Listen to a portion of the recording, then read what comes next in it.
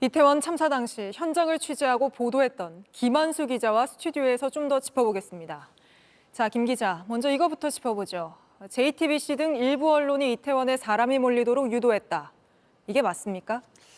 네, 전혀 아닙니다. 참사 2주 전 이태원의 다른 축제 현장도 점검했었는데요. 당시 기사 제목은 다시 돌아온 축제, 무질서, 무개념, 무법도 함께 왔다였습니다. 골목 안쪽엔 발 디딜 곳 없이 붐빕니다. 축제가 끝나고 인근 술집과 클럽으로 향하는 사람들입니다. 네, 참사 당일에는 어떻게 보도했는지 짚어보죠. 네, 참사 발생 4시간 전이었습니다. 그 골목 앞에서 중계를 했는데요. 한번 보겠습니다. 인파가 몰리면 사실 사고나 범죄도 우려가 되는데 이태원 주변에 경찰 병력이 투입됐다고요? 예, 경찰은 오늘부터 헬로윈 당일인 31일까지 200명 정도의 병력을 배치하겠다고 밝혔습니다. 만약에 사고나 범죄에 대비해 순찰을 강화하겠다는 겁니다.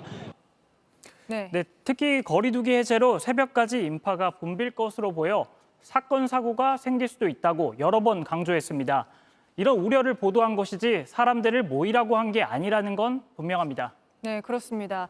또 할로윈데이 당일 이태원 소식은 저희만 보도한 겁니까? 네, 아닙니다. 저희뿐만 아니라 지상파 3사와 TV조선 등 종편 대부분이 관련 소식을 전했습니다. 경찰도 10만 명이 몰릴 걸로 예상된다는 보도자료를 내기도 했는데요. 참사 이후에 JTBC는 이번 일을 계기로 언론의 역할을 되새겨보겠다는 다짐을 하기도 했습니다. 네, 그리고 그 이후 저희 JTBC는 참사 책임 규명과 재발 방지를 위해 다각도로 취재해서 보도를 이어가지 않았습니까? 네, 맞습니다. 참사 이틀 뒤부터 JTBC는 골목길을 더 좁게 만드는 호텔의 불법 증축을 최초 보도했고 호텔 측은 지난해 11월 벌금형을 선고받았습니다. 또 구청에 모여 대책회의를 했다던 박희영 용산구청장이 당시 상황 파악을 전혀 못한 채 참사 현장에 있던 모습도 저희가 포착했습니다. 구청장이 어떻게 된 거예요? 네, 이 영상 박 구청장의 재판에서 핵심 증거로 쓰이기도 했습니다. 네, 지금 논란이 되고 있는 이 특정 세력 배우설 역시 저희가 취재해서 보도해드렸죠. 네, 맞습니다. 참사 골목길 위아래를 비추는 CCTV 2대를 확보해서 7시간 분량을 모두 분석했습니다.